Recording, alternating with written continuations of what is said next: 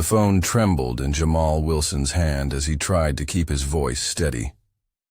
Around him, the bustling airport terminal blurred into a haze of faceless travelers, none of whom had stood up for him when it mattered. They kicked me off the plane. "Dad?"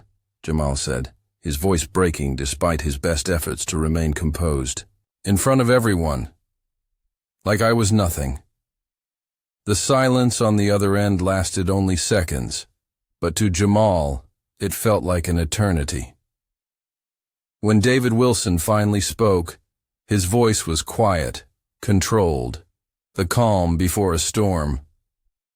"Which airline?" he asked simply. Jamal swallowed hard, the bitter irony not lost on him. SkyEdge Airways, Flight 847 to Boston. Another pause, longer this time. Jamal could almost see his father straightening in his chair, 200 miles away in the executive suite that overlooked the headquarters of the very airline that had just humiliated his son.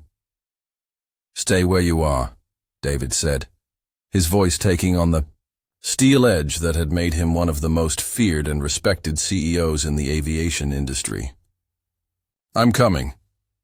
Jamal ended the call and slumped against the cold terminal wall, unaware that the events of the next 24 hours would transform SkyEdge Airways forever, spark a national conversation about bias in air travel, and forever change the lives of everyone involved, from the flight attendant who flagged him as suspicious to the captain who made the final call. But to understand how Jamal Wilson found himself standing alone in Terminal B, with his belongings hastily shoved into his backpack and the lingering stares of former fellow passengers burning into his back, we need to go back to where it all began, 2 hours earlier. Before we go any further, comment where you're watching from and make sure to subscribe. Jamal had arrived at Gate B-17 90 minutes before departure, just as his father had always taught him. "Punctuality is professionalism," David would say, one of the many mantras that had built SkyEdge Airways from a regional carrier into the nation's fourth-largest airline. At 18, Jamal had heard these maxims his entire life, though he'd spent the last year trying to forge his own path. It was why he'd chosen Camden University in Boston, rather than following family tradition at Howard Business School. It was why he was flying commercial today instead of taking the company jet. And it was why his reservation was under Jamal Wilson, with no special designations or markers identifying him as the son of David Wilson, founder and CEO of SkyEdge Airways. He checked in at the kiosk, confirming his seat assignment, 12F, a window seat. He traveled light with just a carry-on backpack containing his laptop, headphones, a dog-eared copy of Ta-Nehisi Coates' Between the World and Me, and a change of clothes. The fall semester was still 2 weeks away, but Jamal had volunteered for a peer mentoring program, the kind of support he wished he'd had during his first year. As he settled into one of the molded plastic chairs at the gate, Jamal observed his fellow passengers. A businessman typing furiously on his laptop, an elderly couple sharing sections of a newspaper, a harried mother trying to corral twin toddlers. Jamal pulled out his book, losing himself in Coates' powerful prose as the gate area gradually filled. "Attention passengers on SkyEdge Airways, Flight 847 with service to Boston Logan International. We will now begin boarding with our Diamond. Elite members and passengers requiring special assistance." Jamal gathered his belongings and moved toward the back of the boarding line. He was in Group 3, which would be called shortly. He thumbed through his phone, responding to a text from his roommate Tyler about their weekend plans. "Group 3 now boarding through Lane 2, the gate agent announced, and Jamal stepped forward, boarding pass and ID in hand. The gate agent, a middle-aged woman with auburn hair pulled back in a tight bun, glanced at his documents, then up at his face, her expression flickering momentarily before she scanned his boarding pass. "Enjoy your flight, Mr. Wilson," she said, handing back his ID. Jamal nodded his thanks and proceeded down the jetway. As he approached the aircraft door, he was greeted by a flight attendant named Vanessa, according to her name tag, a woman perhaps in her late 40s with blonde hair and a practiced smile that didn't quite reach her eyes. "Welcome aboard," she said, stepping slightly to the side as Jamal passed. He made his way down the narrow aisle, counting rows until he reached 12F. A middle-aged white man already occupied the aisle seat, his substantial frame spilling slightly over the armrest. The middle seat remained empty, a small blessing on what appeared to be a full flight. "Excuse me?" Jamal said politely. The man looked up from his phone, his expression neutral as he unbuckled and stood to let Jamal through. Jamal slid into the window seat, stowing his backpack under the seat in front of him. "Thanks," he said, buckling his seatbelt. The man merely nodded, returning his attention to his phone. Jamal gazed out the window at the ground crew loading luggage into the belly of the aircraft. The familiar sights of the airport, the choreographed movement of support vehicles, the distant taxiing of aircraft, had once filled him with a sense of pride. His father had built this, transforming a struggling charter service into a powerhouse that connected cities across the nation. As a child, Jamal had loved visiting headquarters, sitting in his father's leather chair and playing with model airplanes. But as he'd grown older, that pride had become complicated, tangled up with his desire for independence and his growing awareness of being a black man in America. His thoughts were interrupted as the middle seat was claimed by a woman in her 60s, her silver hair cut in a stylish bob. She settled in with a paperback novel and a small pillow for her neck. "Hello," she said cheerfully. "Looks like we'll be neighbors for the next couple of hours." Jamal smiled. "Looks that way. Heading to Boston for business or pleasure?" she asked, arranging her belongings. "School," Jamal replied. "I attend Camden University." "Oh, wonderful," the woman exclaimed. "My granddaughter graduated from there just last year, English literature major. What are you studying?" "Computer science with a minor in African American studies," he said. "Fascinating," she said. "I'm Ruth, by the way." "Jamal," he replied, offering his hand, which she shook warmly. Their conversation was interrupted by the arrival of Vanessa, the flight attendant, who had greeted Jamal at the door. She approached their row with a concerned expression. "Excuse me, sir," she said, addressing Jamal. "May I see your boarding pass again?" Jamal frowned slightly but reached for his phone, pulling up the digital boarding pass. "Is there a problem?" Vanessa glanced at the screen, then back at Jamal. "And May, I see your ID as well, please." Jamal felt a familiar tightening in his chest, a sensation he had experienced many times before. In upscale stores when security followed him a little too closely, during traffic stops when officers asked if the car he was driving was his, in classroom discussions when his comments were scrutinized more rigorously than those of his white classmates. He produced his driver's license, aware that other passengers were now watching the interaction with varying degrees of interest and discomfort. Vanessa studied his ID carefully, looking between the photo and his face several times. "And what's the purpose of your trip to Boston today, Mr. Wilson?" The question hung in the air, loaded with implications. Jamal was acutely aware that no other passengers had been subjected to this additional screening after boarding. "I'm a student at Camden University," he answered calmly, though he could feel heat rising in his face. "I'm returning for a mentoring program." Ruth shifted uncomfortably beside him. "He was just telling me about his studies." she offered. Computer science. Vanessa barely acknowledged Ruth's comment.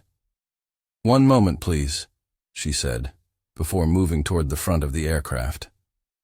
That was odd, Ruth murmured.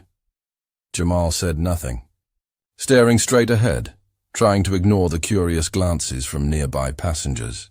He had learned long ago that showing anger, even justified anger, would only reinforce stereotypes. So he sat still, his face a careful mask of neutrality, even as his thoughts raced. Minutes passed before Vanessa returned, this time accompanied by a male flight attendant and the captain, a tall man with salt and pepper hair and the confident bearing of someone used to command. Sir, the captain said, his voice pitched low but still audible to those in nearby seats. There seems to be a concern about your boarding verification. I'm going to have to ask you to gather your belongings and come with me. Jamal felt as though the air had been sucked from his lungs. What concern? I showed my boarding pass and ID. The captain glanced around, clearly uncomfortable with the public nature of the confrontation.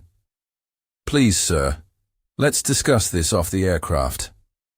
I don't understand, Jamal persisted. I have a valid ticket. I'm in my assigned seat. What's the problem? By now, the cabin had grown quiet, with passengers straining to hear the exchange. Ruth spoke up again, her voice quavering slightly. Excuse me, Captain, this young man has done nothing wrong. We were just having a pleasant conversation about his university. The captain addressed Ruth with practiced diplomacy. Ma'am, I understand your concern, but this is a security matter that we need to address. Jamal felt a surge of indignation. A security matter? Based on what? The captain's expression hardened slightly. Sir, I need you to comply with my request to deplane immediately, or I will be forced to call security. Jamal looked around at the faces watching him, some curious, some uncomfortable, some deliberately looking away. In that moment he had a choice: continue to resist and risk escalation, or comply under protest. With a silent prayer for strength, he chose the latter. I'll go, he said quietly. But I want it on record that I'm being removed without cause. He gathered his backpack, careful not to make any sudden movements. Ruth touched his arm gently. This isn't right, she whispered. Jamal nodded in acknowledgement as he edged past her and the man in the aisle seat, who now avoided eye contact entirely.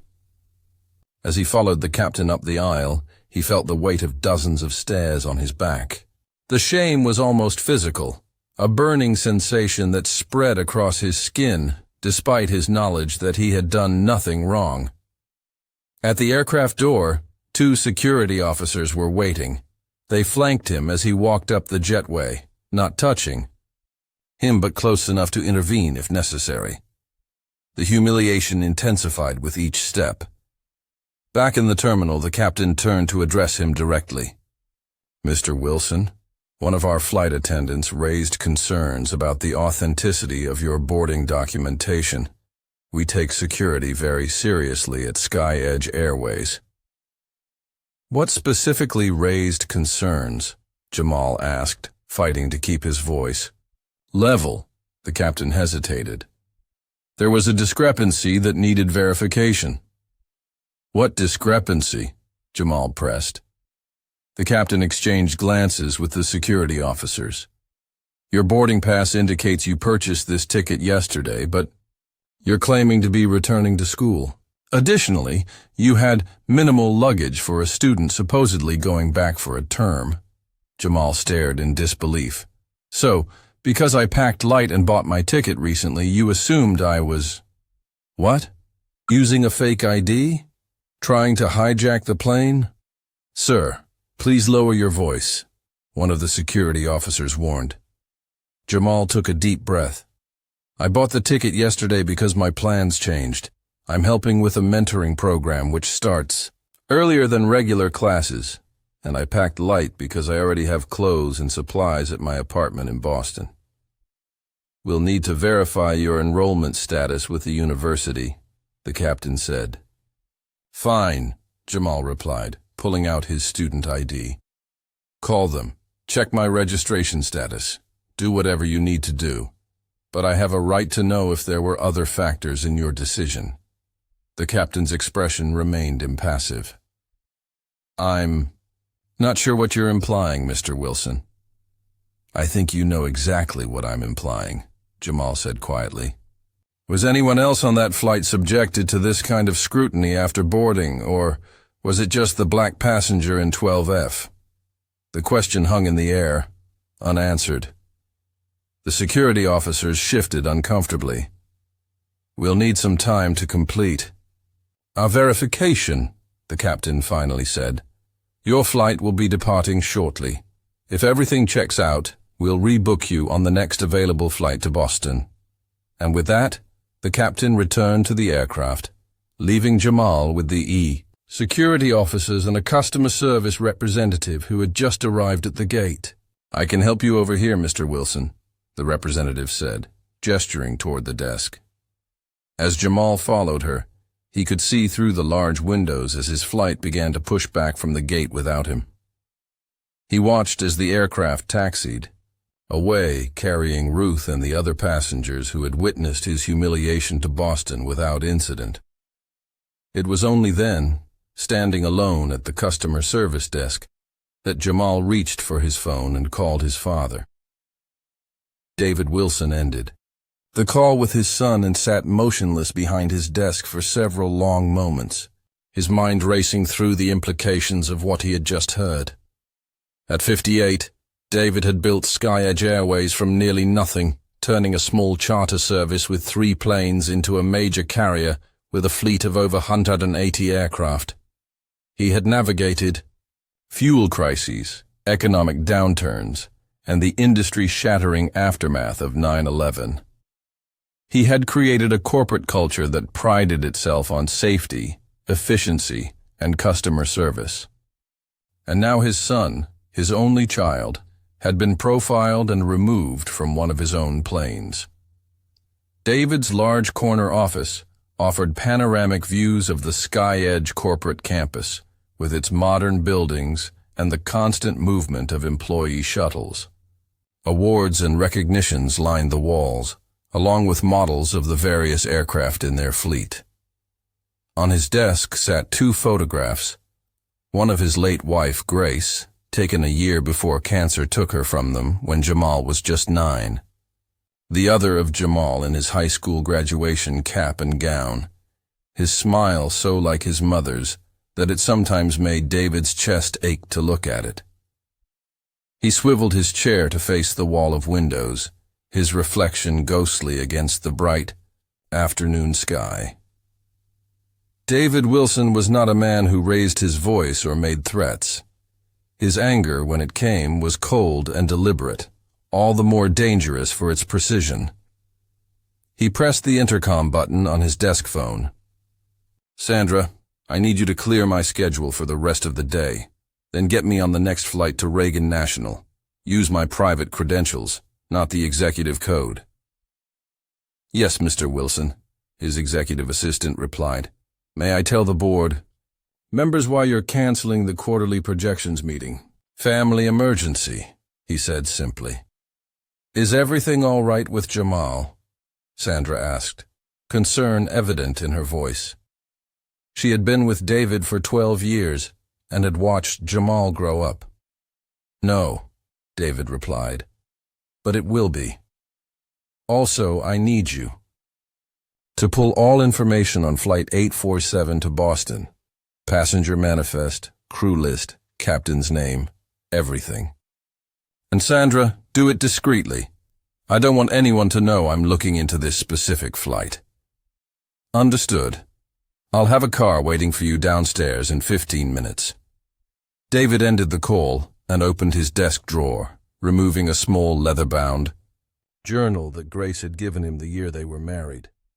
Inside, in neat handwriting, were the core principles he had established when founding the airline. Principles he had tried to instill in every employee, from baggage handlers to executives: safety, integrity, respect, excellence, accountability. He ran his finger over the last word, feeling the slight indentation in the paper. Accountability. Someone would be held accountable for what had happened to his son today. But first, he needed to understand exactly what had transpired. David closed the journal and placed it in his briefcase along with his laptop. He checked his watch, a vintage Omega that had been a gift from Grace, and calculated that he could be in D.C. within 3 hours. Jamal would have to wait a little longer, but David wanted to handle this in person. Some situations demanded the physical presence of power, not just its voice over a telephone line. As he prepared to leave, his phone buzzed with a text from Sandra, "Flight info sent to your secure email." Car arriving in 5. Jamal was scheduled on 8:47 but no longer showing on passenger manifest. Captain Richard Harmon, Chief F.A. Vanessa Miller. David committed the names to memory. Richard Harmon, Vanessa Miller. By this time tomorrow, they would understand the gravity of their error. Not because they had unwittingly humiliated the son of the company's owner. David had never used his position for personal vendettas. But because they had violated the core principles upon which he had built SkyEdge Airways. As he rode the private elevator down to the executive garage, David thought about his son. Jamal had always been determined to make his own way, refusing special treatment or the shortcuts his father's position might have afforded him. It was a quality David respected deeply, even when it meant Jamal took a harder path than necessary. David had been proud when Jamal chose Camden over Howard, seeing it as evidence of his son's independence and commitment to his own values. He had respected Jamal's decision to fly commercial instead of using the company jet, understanding his desire to experience the world on its own terms rather than from the cushioned perspective of privilege. But there was a bitter irony in the fact that Jamal's determination to stand on his own merits had left him vulnerable to the very prejudice and discrimination that David had fought against, albeit sometimes imperfectly, throughout his career. The elevator doors opened to reveal a black Audi sedan waiting in the reserved space nearest the door. The driver, a former Navy officer named Thompson, who had worked for David for nearly a decade, stood at attention beside the vehicle. "Reagan." "National, sir?" he asked as David approached. "Yes, and we'll need to make good time, Thompson." "Understood, sir." As they pulled away from the SkyEdge Airways headquarters, David made one more call to Lisa Chen, the company's chief legal counsel, and one of the few people David considered a true friend. "Lisa, I need you to meet me in D.C. tonight," David said when the attorney answered. "We have a situation that requires your expertise." "Of course," Lisa replied without hesitation. "Is this about the DOT regulatory filing?" "No, this is personal, but with potential implications for the company." "I'll brief you fully when you arrive. Can you be there by 8? "I'll make it happen," Lisa assured him. "Where should I meet you?" "The Georgetown house." "And Lisa, come alone and keep this between us for now." "Always, David. See you tonight." David ended the call and gazed out the window as the car merged onto the highway. The sprawling city fell away behind them, the SkyEdge Airways headquarters growing smaller in the distance.